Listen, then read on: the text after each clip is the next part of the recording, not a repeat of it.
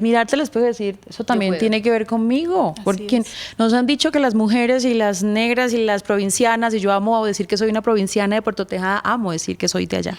Eso no es para ustedes, ¿por qué? Entonces, por eso hablo de la obsesión con la representación, y es decirle a otras niñas y a otras personas igual de esos lugares, también es contigo, también es con vos. Pasa también la realidad de la política contigo o del ejercicio del poder. Yo creo que eso es lo más importante. Yo entré al mundo de la política desde la academia. Yo era decano de la Facultad de Economía de la Universidad de los Andes. Me dedicaba a una labor académica. Hoy la veo un poco corta de visión, tal vez muy enfocada en pequeñas parcelitas de la realidad. Pasé a ser ministro de Salud de un día para el otro. O sea, me enfrentaba a la política y en la segunda semana yo tuve una reunión con un expresidente de Colombia. Y él me dijo lo siguiente: usted va a tener que ir muy rápido a un debate en el Congreso. No se ponga a tirárselas de académico, no vaya allá a darles clase al Congreso. Mame gallo. Y yo no le hice caso. Y cuando iba a un debate, yo me preparaba como un profesor, como si fuera a dar una clase. Y preparaba las cosas y hacía lo que tenía que hacer. ¿Y saben qué? Encontré que incluso en un ambiente como el Congreso, tan politizado, que la gente caricaturiza, donde las ideas quizás no tienen cabida, la gente respetaba eso. Entonces, para esos jóvenes es que de alguna manera el conocimiento va a encontrar tarde o temprano su espacio en la política.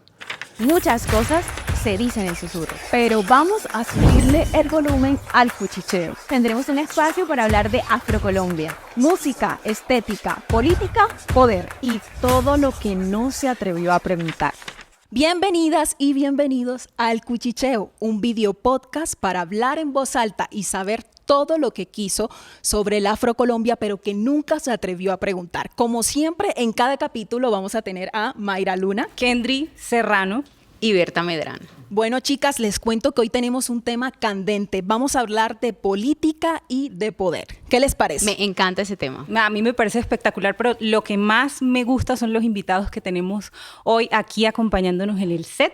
Por un lado tenemos a Mabel Lara, periodista, una mujer hermosa, presentadora, además politóloga, ¿cierto? Y por el otro lado tenemos a Alejandro Gaviria, ingeniero, economista, exministro. Así que yo creo que hay que, mejor dicho, entonar un fuerte aplauso, porque bienvenida sin aplauso. Bienvenidísimos.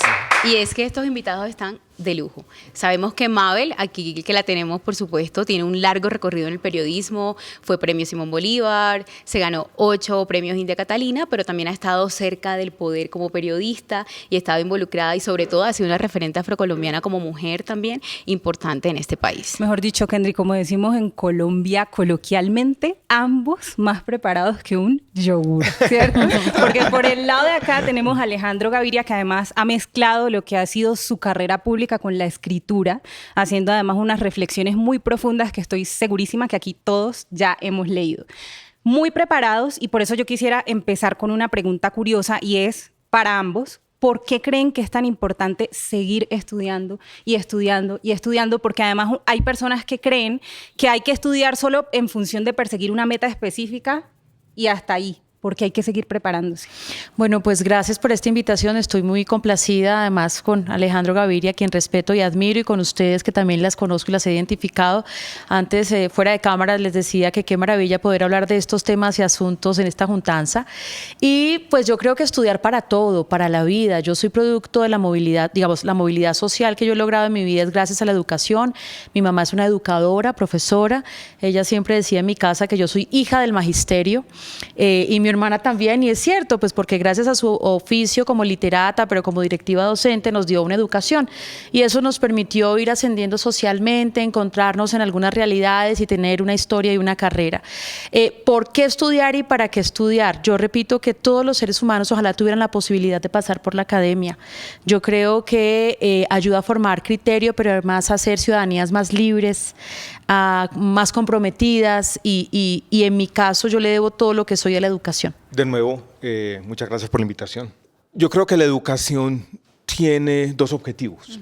Uno, podría uno decirlo, es mejorar la forma como nos insertamos en los mercados laborales, lo que los economistas llamamos el desempeño socioeconómico. Pero ese es uno solo. Yo creo que la educación también es una forma de vida. es una forma de habitar el mundo, es una forma de practicar aquello que los profesores de filosofía en los colegios llaman la vida consciente. Y Mabel, no solamente la educación formal, no solamente la academia, yo creo que estudiar, mantener la curiosidad por el mundo, leer, es una vida mejor vivida. Es fundamental para eso, para vivir bien. A mí me ha gustado decir también que como forma de resistencia, todos queremos que el conocimiento se transforme también en eso, en una forma de generar sociedades mejores. Y yo creo que estudiar es una forma también de hacer eso. Bueno, y para entrar en materia con el tema que tenemos hoy, quisiera preguntarles a ambos, ¿es necesaria la educación para hacer política en este país? Taratatán. Taratatan. Uy, se pusieron como nerviosos. Yo con la quisiera pregunta. que fuera necesaria. No siempre lo es, no siempre la conquista del poder está asociada a la educación y el conocimiento, pero esa es una especie de ilusión que no podemos perder. O sea, que de alguna manera gobernar o el acceso al poder tenga algo que ver con el conocimiento y con la educación. Tenemos que ser realistas, que esa no es la única variable, hay otras quizás. Pero creo que Mabel y yo hemos tratado de hacer intentos en la política porque creemos que en última instancia tiene que haber una forma de que el poder y la educación y el conocimiento se combinen. Yo creo que, digamos, todos dentro de nuestra ciudadanía podremos ejercer el poder, o al menos tendríamos ese derecho, pero en el debe ser, estoy de acuerdo, uno tiene que profesionalizar la política. También creo que hay un desprestigio generalizado sobre el servicio público y yo lamento mucho que se nos ha dicho siempre que los políticos son de la peor calaña en un país como el nuestro o en nuestras sociedades latinoamericanas o en general en el mundo. La gente no cree en nada. Por eso mismo yo creo que hay que mostrar las cartas educativas para decir vamos a ejercer el poder y nos hemos formado para hacerlo. También siento que la política es como utópica y fuera de estos micrófonos estábamos hablando, es como ser parte de algo más grande que nosotros, ser parte, como mirar un poco en un país como el nuestro, qué es lo que nos une y no qué es lo que nos separa. Y allí los políticos tienen una tarea fundamental en un país tan fragmentado como el nuestro, que deberían además desde la educación ayudarnos a entender cuáles son esos valores compartidos que hoy se han perdido tanto, incluso del ejercicio en la política, o sobre todo en la política. Bueno, y hablando de ser parte de algo mucho más grande que nosotros, ¿qué consejos les podemos dar a esos líderes juveniles que están formando y gestando en territorio, justamente hablando de esa necesidad de formación para tener o llegar a estos espacios de liderazgo en política y poder ser, como ustedes estaban mencionando ahorita, dar como ese camino y justamente contribuir al país y a algo que nos una en un sentido común a todos y que podamos seguir en esta construcción? Pero además de darles ese consejo, cuéntenos también qué piensan al respecto. O sea, hay un ejercicio de liderazgos en los territorios que se están formando que son empíricos. ¿Qué decir cuando el tema que estamos abordando para abrir es sobre la educación? ¿Y cuál es ese consejo y ese llamado que les hacemos? Yo voy a contar una anécdota que tiene que ver un poco con la educación. Yo entré al mundo de la política desde la academia. Yo era decano de la Facultad de Economía de la Universidad de los Andes. Me dedicaba a una labor académica. Hoy la veo un poco corta de visión, tal vez muy enfocada en pequeñas parcelitas de la realidad. Pasé a ser ministro de Salud de un día para el otro. O sea, me enfrentaba a la política y en la segunda semana yo tuve una reunión con un expresidente de Colombia. Y él me dijo lo siguiente: usted va a tener que ir muy rápido a un debate en el Congreso. No se ponga a tirárselas de académico, no vaya allá a darles clase al Congreso. Mame gallo. Y yo no le hice caso. Y cuando iba a un debate, yo me preparaba como un profesor, como si fuera a dar una clase. Y preparaba las cosas y hacía lo que tenía que hacer. ¿Y saben qué? Encontré que incluso en un ambiente como el Congreso, tan politizado, que la gente caricaturiza, donde las ideas quizás no tienen cabida, la gente respetaba eso. Entonces, para esos jóvenes es que de alguna manera el conocimiento va a encontrar tarde o temprano su espacio en la política. Y si se trasciende lo que tú llamas empírico y hay más conocimiento, van a adquirir respeto de los políticos. Y yo creo que sus carreras, si uno no tiene el conocimiento, quizás tenga un momento en la carrera que diga no lo necesito, pero tarde o temprano lo van a necesitar. Y yo he querido creer en eso, no lo voy a someter a ningún análisis, he querido creer que el conocimiento tiene que tener cabida en la política. Bueno, yo sí debo decir que la política es un escenario muy duro. Es jodidísimo, es fregadísimo y a las mujeres nos cuesta muchísimo ser, digamos, políticas. Yo no me considero todavía una política, ni siquiera he tenido ningún cargo público. Yo soy un incipiente activista, si se quiere, con algunas causas y tengo una obsesión por la representación, por decirle a nuestras niñas, métanse, háganle, apúntense. Y ahí hablé bastante caucana, bayuna con la pronunciación que acabo de hacer y es, miren, yo nunca imaginé que esto fuera tan difícil. Y creo que también nos han hecho creer que uno puede hacer ejercicios interesantes y que pueden convocar simplemente con una buena intención, pero no es suficiente. Hay que demostrar más, hay que exigir más y hay que proponer más. Yo le diría a los jóvenes y a la gente que le gusta la política, inténtelo. Esto es tan difícil, si se ha desprestigiado tantísimo, que ojalá todos intentáramos alguna vez poder tener un ejercicio de servicio público. Yo creo que es un privilegio, el servicio público es un privilegio, desde allí tiene que verse como no vivir de la política, sino servirle al país en un momento determinado. Algunos hacen de esto una carrera, pero yo creo que debería ser más en ese sentido. Y también decirles abiertamente a las mujeres que no es fácil, que es muy costoso para las mujeres en ese debate constante entre la vida privada y la vida pública, entre lo que yo llamo los techos de cristal y los pisos pegajosos. Y es mi vida privada, mamá, esposa, profesional, frente a una figura pública que debe hacerse. Y aquí quisiera recordar o comentar una frase que Alejandro me dijo un día y que yo la he utilizado mucho recientemente, y es: crear un personaje político requiere mucho tiempo. Y es muy difícil cuando la gente te ha visto como el académico o como la periodista, es fregadísimo. Claro. Tal vez no hay que cambiar mucho esa mirada, sino al contrario, construir desde allí un enfoque de lo que significa el servicio público. Nosotros entramos a la política de otros mundos. Mabel había estado pues, en el mundo del periodismo, yo había estado en el mundo de la academia. Y quizás podemos decir ya en retrospectiva, ¿no? Después de una campaña política, Mabel para el Senado, yo para la presidencia en el año 2022 dura, que sí, que construir esa personalidad política, habitar ese mundo, sobre todo de la política electoral, es complejo. Y para los jóvenes que quizás no van a tener éxito en la primera oportunidad. Esto toca insistir, es difícil. Quienes venimos a la política de otro lado, siempre vamos a tener dudas, Mabel. Siempre. Siempre vamos a decir, ¿por qué mierdas estoy yo aquí? Pero toca estar ahí, toca estar ahí. Mabel, ahorita decías hacer con mucho... Caramba, no sé cuál sea la palabra, pero digamos que se te siente sensibilidad cuando lo dices. Hacer política es muy duro. Y siendo mujer todavía más. Y a mí me surge una pregunta en la cabeza, dentro de lo político, dentro de lo periodístico y en general, en toda tu vida profesional como mujer negra, ¿cuáles han sido esos retos a los que tú te has tenido que enfrentar y cuáles han sido los que más te han costado? Primero,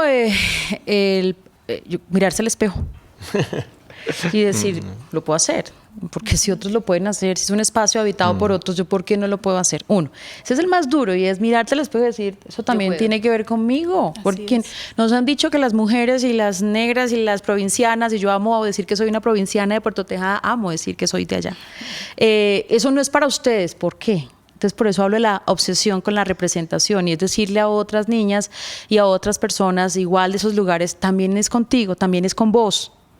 Pasa también la realidad de la política contigo o del ejercicio del poder. Yo creo que eso es lo más importante. Segundo, la determinación. En mi casa a mí me enseñaron a no ser víctima de nadie.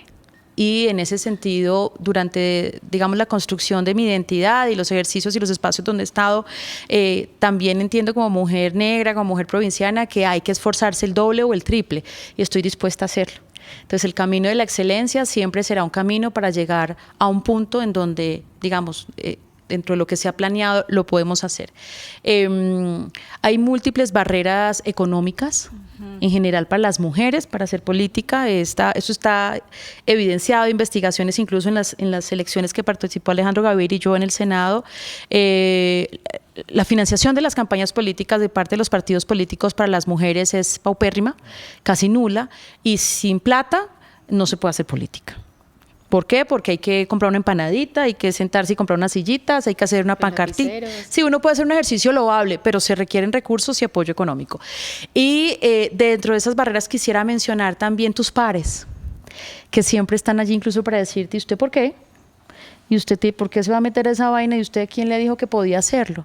Entonces, por eso creo que es determinante hacer un ejercicio consciente de por qué lo quiero hacer, y lo más importante, en las mujeres en la política también llegamos para cambiar la política.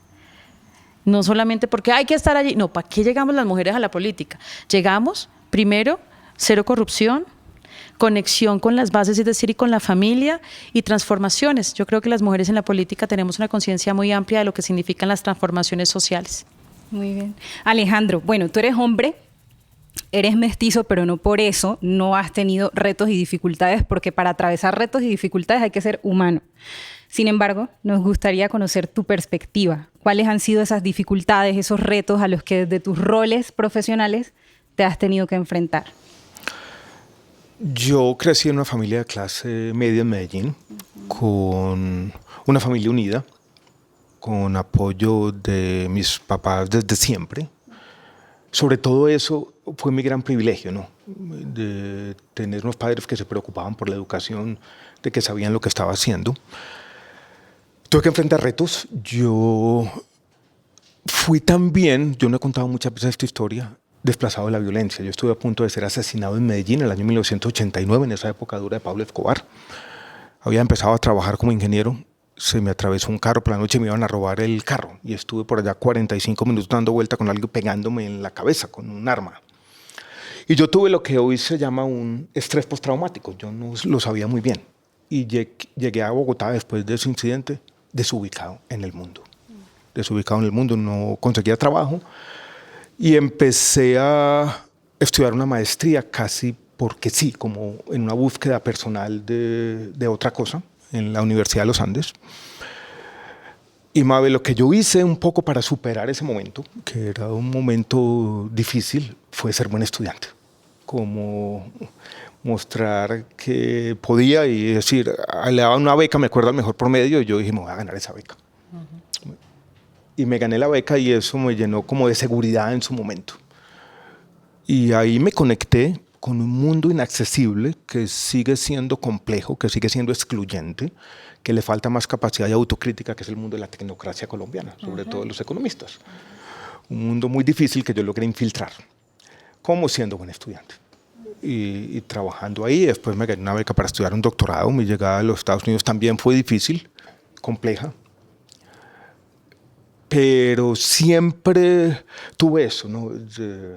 Voy a ser buen estudiante, voy a tratar de ser el mejor. Siempre tuve eso. Aquí, llego al doctorado, yo voy a tratar de ser el mejor estudiante.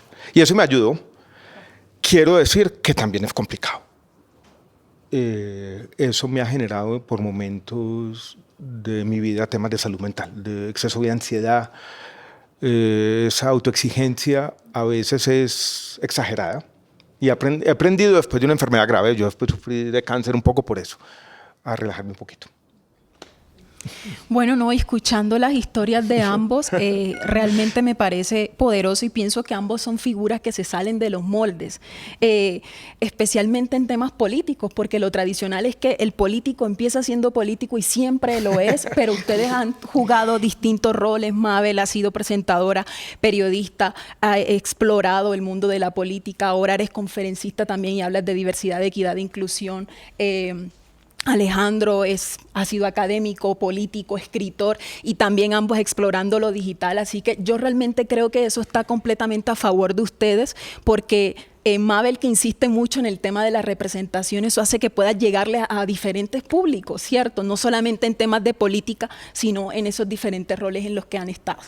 Y yo justamente, retomando un poquito lo que decía Mabel ahorita, en lo difícil que es, lo duro que es recorrer este camino siendo una mujer, quiero como entrar en materia a esto que nos convoca aquí en este cuchicheo y es hablar de Afrocolombia, cómo estamos o cómo en el panorama de participación política de la población afrocolombiana en el país. Hemos visto como unos pasitos ahí adelante en todo lo que tiene que ver con política, lo vimos en las pasadas elecciones, pero cómo está el panorama y cómo incentivar también esa participación política de la población afrocolombiana y dar esa garantía para que podamos participar en ciertos espacios de política en los que tenemos derecho a estar. Kendry, y una cuñita ahí, yo insisto con mis retos, porque también quisiera saber si dentro de la respuesta pueden incluir también cuáles son esos principales retos a los que nos tenemos que enfrentar como afrocolombianos para hacer incidencia en términos de política.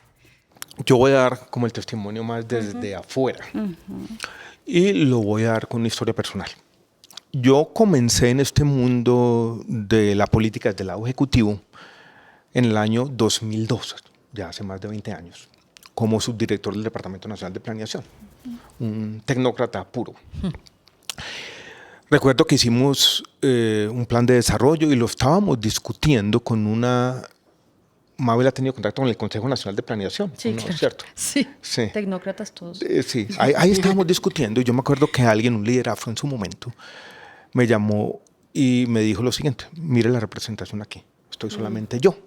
Y me dijo lo siguiente, me quedó sonando en su momento, ahora me acordé cuando empezábamos esta entrevista. Era la época del gobierno de Uribe, la FARC como el demonio, y dijo lo siguiente, que era una especie de provocación en ese momento. Dice, mire la FARC, ahí está Joaquín Gómez, es un líder afro. ¿Qué líderes afro hay en el gobierno? Tremendo. Y dijo, ninguno. Y eso, a mí se me había olvidado eso, me acordé ahora que me sentí aquí. Fue tenaz. Y lo digo así, con, si se quiere, algo de autocrítica, no había una conciencia colectiva de eso, de esa falta de representatividad, de la importancia de liderazgos afro en ese momento. No estaba en mi mente, pero no estaba en la mente de casi nadie. Yo salgo de allí y yo me acuerdo que empecé a ser profesor otra vez en la Universidad de los Andes y hice un artículo académico sobre el tema de la falta de desarrollo relativo de los municipios del Pacífico vis a vis los municipios indígenas, mostrando que cuando uno controla con diferentes variables, los municipios del Pacífico estaban mucho más abajo que los municipios donde la población indígena era predominante. Y eso me conectó con el mundo de investigador de los temas afro y fui sensibilizándome un poco sobre ese tema. Ahora les cuento otra parte de dónde termina esta historia. Pero yo quisiera traer a cuento eso, que yo creo que afortunadamente hoy hay una toma de conciencia colectiva distinta a la que existía en el país hace 20 años. Y yo como rector de la Universidad de los Andes pude trabajar con Paula Moreno para, desde allí, desde la Universidad de los Andes y desde la academia, promover los liderazgos afro en el país, que fue producto como de esta historia y reflexión personal de muchos años. Pues yo sí creo que nosotros hemos avanzado. Yo recuerdo que en mi generación los referentes eran futbolistas, cantantes o modelos. Y cuando hoy veo mujeres, por ejemplo, yo debo destacar que hay una generación de mujeres afro muy poderosas en Colombia. Y uno puede enlistar 10, 15 mujeres que están haciendo en diferentes escenarios distintas acciones. Y no solamente para las poblaciones afro como debería ser, sino para el país en general. Yo detesto las primeras veces. La primera ministra afro, la primera ministra... Yo detesto las primeras veces porque yo siento que esto tiene que naturalizarse. Sí. Y en ese sentido todos debemos participar del ejercicio del poder y de otros ejercicios. Yo sí aplaudo de verdad estos avances. Yo creo que nosotros hemos recorrido un camino muy importante. También creo que no es suficiente o no necesariamente todos tenemos que llegar al poder. Entonces hay que habitar otros espacios de representación y otros espacios. Entonces no todos tenemos que ser o todas tenemos que ser políticas. Yo creo, y además allí ustedes saben pues la batalla por los derechos civiles en los Estados Unidos, uno lo que ve es como que floreció una sociedad que en diferentes espacios llegó a ser poderoso y a mostrar su identidad, pero a construir un proyecto de nación. Y es lo que yo quisiera que pasara en Colombia. Por ejemplo, nosotros nos hemos demorado bastante, digamos, sí hay un ascenso al poder, pero sigue teniendo la pobreza en Colombia rostro negro. ¿Cómo puede usted gráficamente, dígame, cómo es la pobreza en Colombia? Es una mujer negra.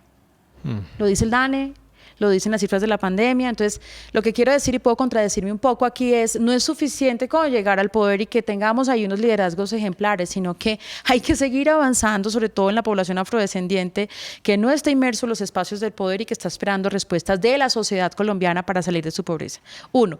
Lo segundo, no todos, y yo lo reconozco, no todos tenemos que ser políticos. Entonces, las pasadas elecciones yo hacía esta reflexión, las que nos ha tocado muchísimo trabajo hacernos un espacio. Estaba nuestra atleta Caterina Ibargüen, la misma Leonor González Mina, todos los que hemos llegado a una posición destacable nos metemos en la política. ¿Por qué? Porque nos hemos dado cuenta que no es suficiente con nuestras historias personales, pero hay que habitar, por ejemplo, el escenario del poder económico. Y yo creo que ese es el segundo paso. Yo creo que la población afrodescendiente, como en los Estados Unidos, solo cuando tenga un poder de chequera puede sentarse a negociar. Y por eso tenemos que apoderar a nuestros emprendedores en las regiones, porque es que ahí es cuando le paran bolas a uno, no solamente en la política. Sin embargo, yo sigo insistiendo en otros escenarios también para abrir espacio y, como digo yo, bajar la montaña, que cuando yo me vaya, o sea, yo soy responsable de mi generación, ustedes vienen detrás, ustedes tienen que ser responsables de la que les toque, pero que cuando yo me vaya la montaña esté un poquito más chatica y las que vienen detrás empiecen a bajar la montaña. Y hablando de abordar y de pasearse por todos los espacios, creo que este tema también es pertinente, pero tú no lo dirás con la respuesta a esta pregunta para ti, Mabel. Cuéntanos cuándo decides dar ese paso para dejarte salir tu cabello natural. ¿Eso tendrá algo que ver con política? ¿Tú qué me dices? Dejarme el pelo crespo es un acto político. Lo es y lo ha sido desde siempre porque hice una carrera con reconocimientos frente a lo que nosotras como mujeres hemos compartido, pues de lo que nos han dicho nuestras mamás, lo que les tocó. Y básicamente es que nuestro pelo era malo, puto, sucio, vulgar. Y en ese escenario, yo les voy a contar aquí una anécdota así también. Claro. Me fui al Caribe. Me gustan las anécdotas. Entonces me había ganado todos los premios y todo, y me fui al Caribe y me fui a hablar, me acuerdo, con la Fundación Plan, con unas niñas que tenían unos proyectos bellísimos, historias de vida. Y en ese escenario una niña del Caribe que venía haciendo su proceso de cabello y me dijo, si tú nos representas, ¿por qué no te ves como nosotras y no luchas con nosotros con el pelo crespo? Qué fuerte. Y en ese momento yo dije, pues yo tengo que hacer este ejercicio, porque yo además decía, yo represento en los medios de comunicación a las mujeres afro en el país.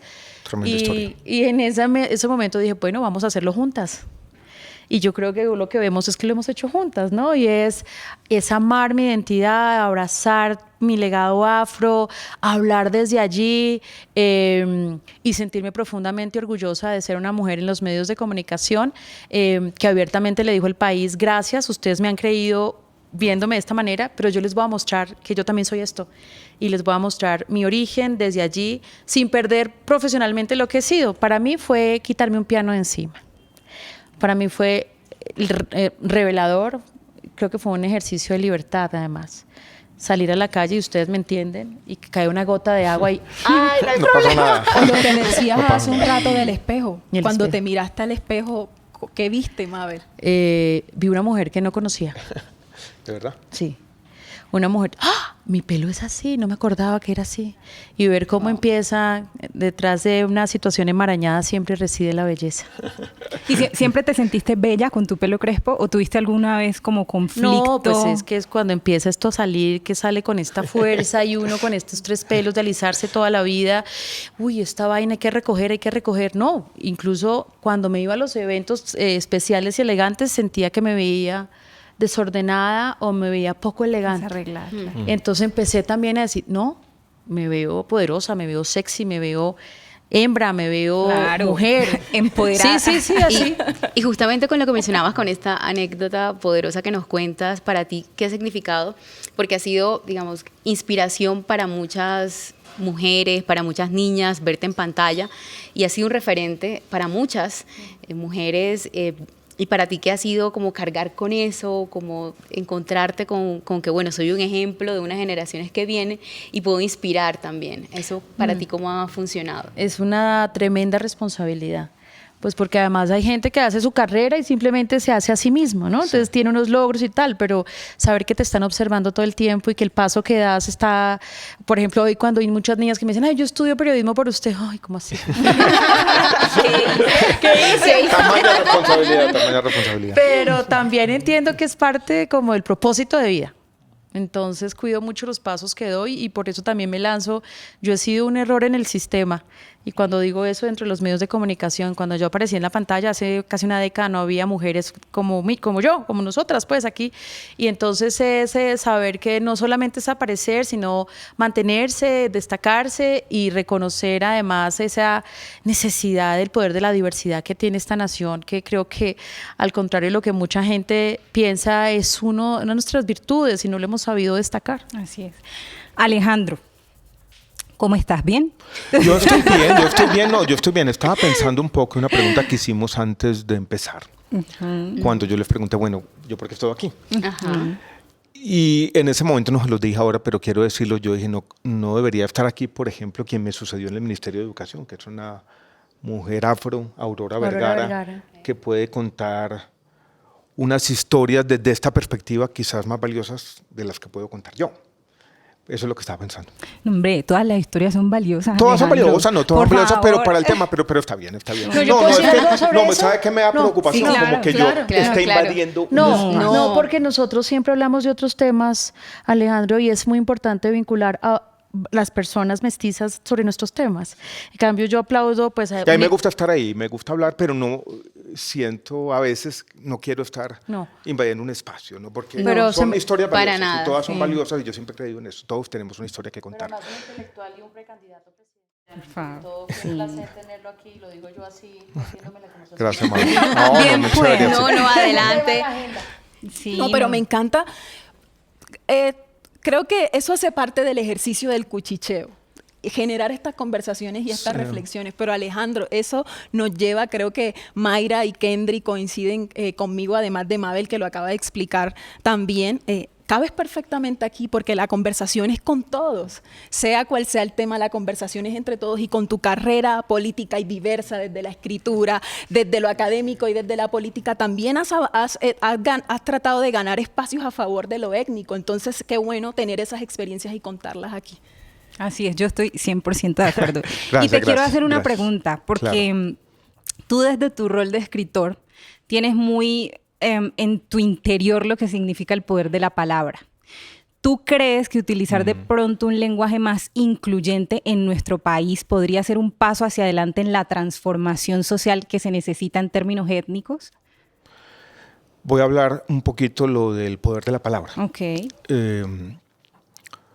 Yo no era plenamente consciente de eso, del poder de la palabra. Y cuando fui funcionario la primera vez pensaba que el poder que teníamos era otro poder. El poder de hacer un decreto, el poder de hacer una resolución, el poder de habitar ese mundo un poquito leguleyo de la política colombiana, llenos de o ir al Congreso a hacer una ley. Pero me di cuenta que cuando uno está en la política, por ejemplo, la palabra es un poder. Porque la gente está escuchando cuando uno está en ese mundo. Y lo que uno dice se amplifica de muchas maneras.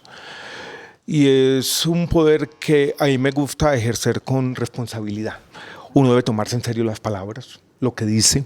Se pueden cometer muchos errores, Mabel también. Muchos. Hablando. Y hoy en día uno dice algo mal dicho por ahí, 10 segundos y queda eternamente en las redes sociales. Pero siempre me ha gustado contar historias. Tú hablas en particular del lenguaje incluyente. El lenguaje incluyente tiene una dimensión estrecha que es parte de una guerra cultural y me parece importante y yo lo he ido incorporando, parte de ese lenguaje incluyente. Pero más que lenguaje incluyente, yo creo que lo que se necesita este país es que todas esas historias que pueden contarse tengan en cuenta la diversidad de Colombia Y las historias que ha contado Colombia, las historias que nos han ido construyendo como nación, la forma como hemos forjado nuestra identidad, han sido las historias solamente de una parte de Colombia. Y Colombia necesita ampliar eso, ampliar nuestro relato. A veces me gusta definir a Colombia como un país donde hay una doble diversidad superpuesta, una gran diversidad biológica, por supuesto, pero otra cultural, que se le superpone y la celebra. Y yo creo que algo bueno que ha pasado, incluso lo voy a decir políticamente, algo bueno que ha pasado en este gobierno, es que ha sido consciente de eso, de que tiene que haber otras voces, otros relatos, otras historias de nación. Y las historias afro han estado muy perdidas. ¿Sí? Apenas algunas están contándose con la fuerza que se debieron contar. Porque las historias que predominaron en nuestro país o que han predominado por muchos años fueron las historias del centro de Colombia, que fueron distintas. Eso me parece, este país necesita historias distintas, en las que reconocerse y en las que celebrarse de alguna manera. Alejandro, yo quiero, digamos, empatar eso que estabas diciendo con la pregunta que te hacías de por qué estabas aquí, para preguntarte justamente tú cómo crees, porque como conocedor de política pública también en el país, ¿cómo crees que estamos en términos de política pública para garantizar esta participación de la población afrocolombiana, de la población indígena y de las diversidades en el país que se necesitan en estos momentos para justamente lo que decías ahorita, y que hemos ido dando pasos, pero que aún nos falta un poquito? ¿Cómo estamos ahí en ese sentido? En términos de política pública todavía no hay, más allá de esta toma de conciencia colectiva, pues acciones específicas, ¿no? Pero yo quisiera hablar de otra dimensión de la política pública que tiene que ver con esto, y es el énfasis que necesita Colombia necesariamente en sus desigualdades territoriales. Colombia es, cuando viene alguien de afuera y me pregunta, bueno, ¿cómo es su país? Yo siempre le digo, Colombia es un ejemplo casi de libro de texto de un país donde tiene un centro y una periferia, ¿no? Y esas dos Colombias, ahí es donde yo veo que está como el gran vacío de políticas públicas eficaces. Voy a meterme en problemas. Le contaba a Mabel ahora que yo tuve una especie, yo no sé cómo llamarlo, de reflexión personal después de la primera reunión a la que yo asistí con el presidente Gustavo Petro. Era una reunión con todos los alcaldes del Pacífico en la ciudad de Cali, y él hizo un discurso interesante donde dijo lo siguiente: esas desigualdades territoriales, esa pobreza, esa cara, ese rostro de la pobreza que, como bien decía Mabel, es el rostro de una mujer negra, tiene una explicación, dijo el presidente: nuestro racismo estructural, las políticas públicas diseñadas para una parte del país, no para el país en su integralidad.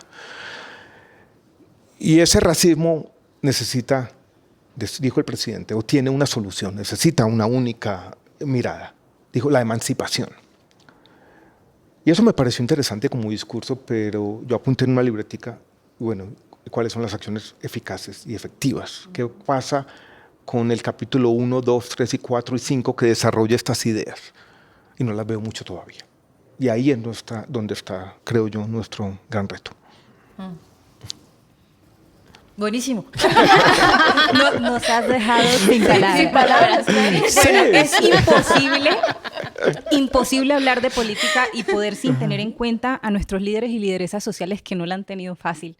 No la han tenido en nuestro fácil. país. Sí. Entonces quiero invitarlos a ver una crónica muy especial que nos trae Cimarrón Producciones. Así que nos vamos para territorio. Vamos Vámonos, para territorio. vámonos. Felicidad. Vamos para allá. Hola, aquí Ari Cuesta, hoy desde el Centro del Poder Político de Colombia para hacernos esta pregunta. ¿Cuáles serán las próximas mujeres negras en ocupar cargos de poder en la nación? Fuimos con ellas para conocer cómo están generando ese impacto desde el territorio.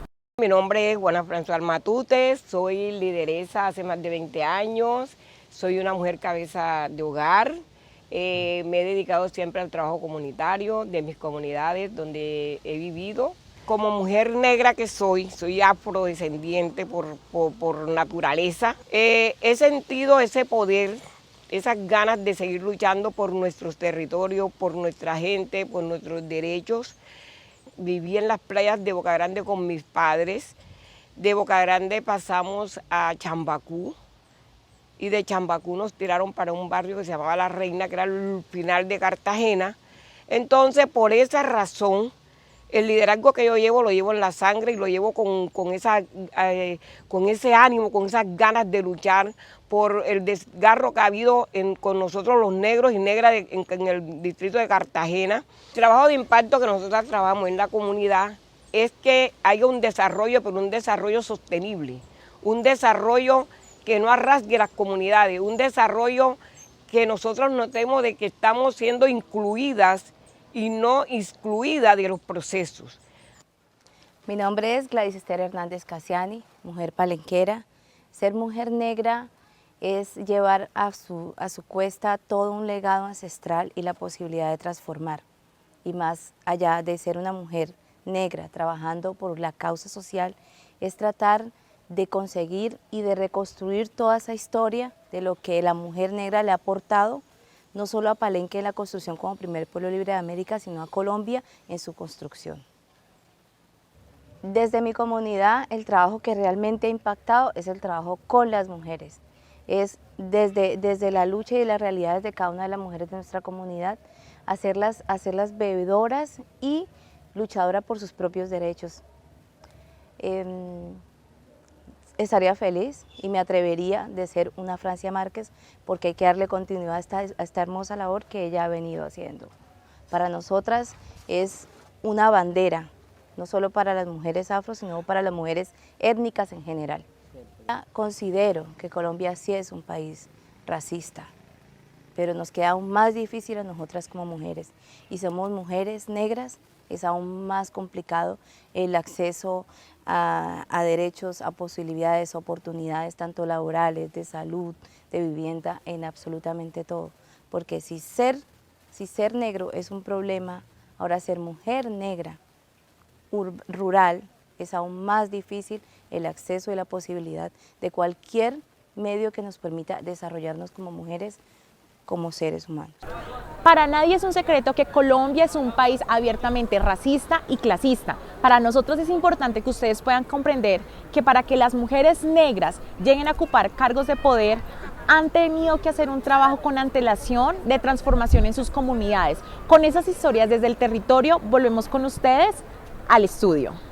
Gracias a Cimarrón Producciones por supuesto, estas historias tan maravillosas de estas lideresas que acabamos de ver aquí, de territorios que debemos conocer un poco más en este país.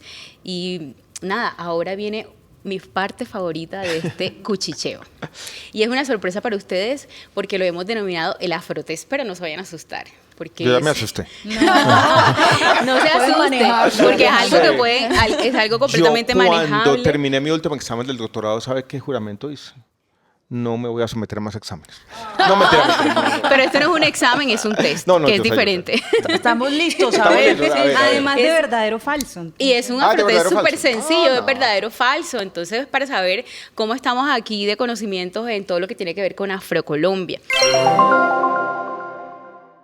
Bueno, y voy con la primera pregunta, a ver. Colombia nunca ha tenido un presidente negro. Falso. Falso. Ok, va bien. La primera mujer negra ministra de Cultura fue Paula Moreno. Verdadero. Verdadero. Hombre, ustedes están súper bien. ¿Vieron que eso no está muy fácil? Sí, está muy fácil. Eso está la quería más difícil. Vamos a tener que aumentarle el nivel de dificultad a esta Afrotest, porque pues ya lo yo me estaba todo bien. anticipando a las preguntas, por eso fue que pregunté lo de Zapato Olivella. Me van a decir que... Aquí ahorita estábamos hablando de literatura. Pero yo quisiera decir de verdad que parte de las carencias que tiene el proceso afro y más que las historias, la narrativa afro, es poder conocer a esos hombres y mujeres que han hecho muchas cosas en el país, no solo por los afro. Les estaba contando, por ejemplo, de Natanael Díaz, un hombre caucano que fue más un poeta que se perdió en los entresijos de la política. Entonces uno le pregunta a la gente, ¿y Natanael Díaz quién era? No tiene ni idea.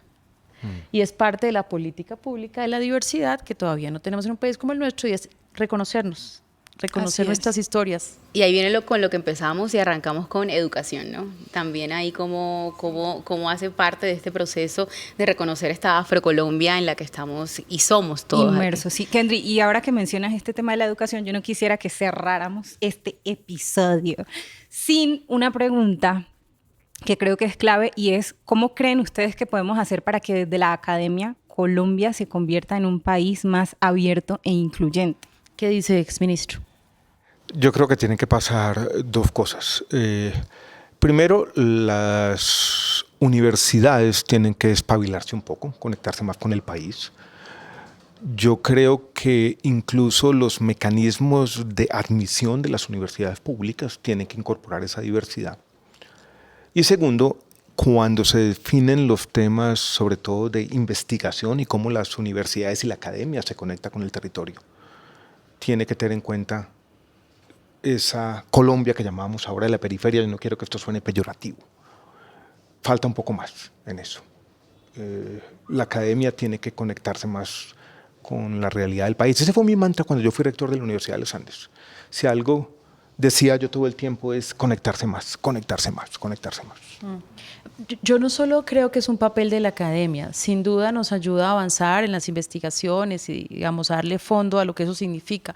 Yo quisiera como hacer un llamado como a la ética ciudadana, de reconocerse en el otro. Yo me reconozco también en los grupos indígenas, en los grupos mestizos, en la trietnia fundacional de este país. Entonces, siempre es como una tarea del otro, cuando yo creo que el ejercicio debe hacerse casi que en educarse cada uno en los asuntos de diversidad. Yo, ¿quién soy? ¿De dónde vengo? Este país está contenido en cuáles historias, y no solamente responsabilidad de ese otro, de ese Estado con la política pública, de esa academia, de esa... No, yo, desde la ética ciudadana, tengo que hacer un ejercicio de educarme sobre la diferencia, y eso pasa por reconocer a los grupos étnicos, a la interseccionalidad, a las mujeres, a las zonas de periferia. Yo siempre, cuando estoy en escenarios donde, no sé si les ha pasado, y más cuando uno es una mujer que está en espacios urbanos, es preguntarles a otros: ¿ustedes han ido algún día al Chocó? Todo el tiempo.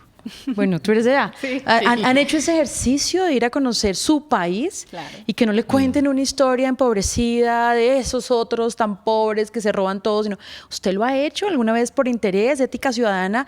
Pues yo puedo decirles que casi el 90% de la gente me dice, ¿sabe que no? Entonces yo creo que es una responsabilidad individual construir desde la diferencia, y sobre todo reconocer la otredad que pasa por esa periferia que siempre ha estado estigmatizada y que sí la está pasando mal. Además que no se puede sentir orgullo por lo que no se conoce. Completamente.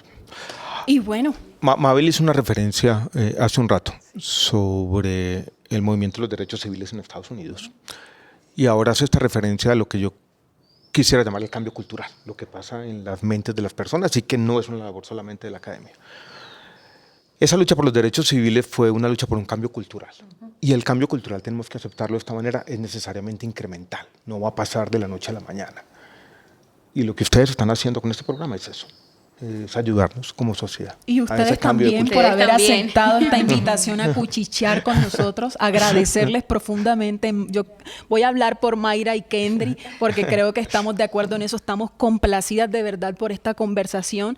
A mí me encanta decir juntanza étnica, pero es una juntanza conversacional, es una juntanza diversa, es una juntanza que nutre y que definitivamente pone en conversación temas que son necesarios amplificar, y también hacerle un llamado a quienes nos ven y nos escuchan a que se hagan esas preguntas y a que se den una vuelta por su país. Esta juntanza, a tanto a Kendry, a Mayra, a mí, nos ha llevado a pasearnos por el país. Incluso nosotras como étnicas también estamos impresionadas porque hay cosas de lo afro que no sabíamos, seguro, de lo indígena. Seguro. O sea, esa diversidad que tiene nuestro país es maravillosa, y qué bacano cuando nos apropiamos de ella y también se la contamos al otro en una conversación, en un café. Imagínate que estuve en Quibdó y le quité esa cara empobrecida, que es la que nos han mostrado algunos medios de comunicación, y me encontré con el río Ichó que me llevó mi querida amiga aquí y me pasa hablando del río Tutunendo. O sea, realmente tenemos un país hermoso. Y eso que no ni un zampacho para ir a meterlas al revolú, ¿cierto? Claro, al bunde, total. Al bunde. Además que Mayra me invitó, pero... Sí,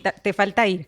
Pero con eso que dices, Berta, incluso hay cosas de uno mismo que uno desconoce y empieza a descubrir a través de los papás, de los abuelos, de las historias, del mismo recorrer el propio territorio. Yo todavía me sigo sorprendiendo con el Chocó. Hay lugares a los que llego y digo, Dios mío, ¿yo por qué no conocía esto? No puede ser que yo sea chocuana y no sepa dónde era Mumbú, por ejemplo, que es un territorio divino del Chocó. Entonces es muy rico poder sorprenderse también con la propia historia. creo que también es muy importante que los sigan en sus redes sociales porque el cuchicheo empieza aquí pero termina en las redes de ustedes. Entonces, por favor, ¿cuáles son esas redes sociales? ¿Cuáles son esos Arroba. por los que los podemos El mío seguir? es Agaviria U. Gaviria U. ¿Y Mabel? Y el mío es, tengo que cambiarlo, hace 4 años que no estoy allí, Mabel Lara News. Mabel Hace Lara rato que no News. estoy en las En las noticias ni en la noticias. televisión. Pero bueno, ese fue Pero por fundacional ahora- y allí estamos y seguimos. Corran a seguir a Mabel antes de que cambie el usuario, por favor. Corran a seguir y no, yo no quiero que terminemos este programa sin mencionar, por supuesto, de quiénes estamos vestidas nosotras. Estamos vestidas de Colo Alta Mixtura porque también hay personas afrocolombianas emprendiendo. Esto es una marca de origen afrocolombiano que son 2 mujeres cartageneras que decidieron emprender este camino y que estuvieron justamente hace poquito en Colombia Moda, exaltando todo lo que vienen haciendo y todo el trabajo que vienen realizando a lo largo de muchos años. Entonces también para que las sigan en sus redes sociales, que van a aparecer aquí en pantalla, para que vayan y bueno, ven estas bellezas con las que estamos vestidas hoy. Sí, una Y vez por más. supuesto, activen campanitas y síganos en YouTube en @USAID Colombia Video, porque allí estará el cuchicheo para que no se pierdan ningún capítulo. De nuevo, muchísimas gracias, Mabel Gracias. y Alejandro Muchas por gracias, estar aquí. muchas gracias Muchas por la invitación. gracias. Gran placer. Muchas gracias. Saludos.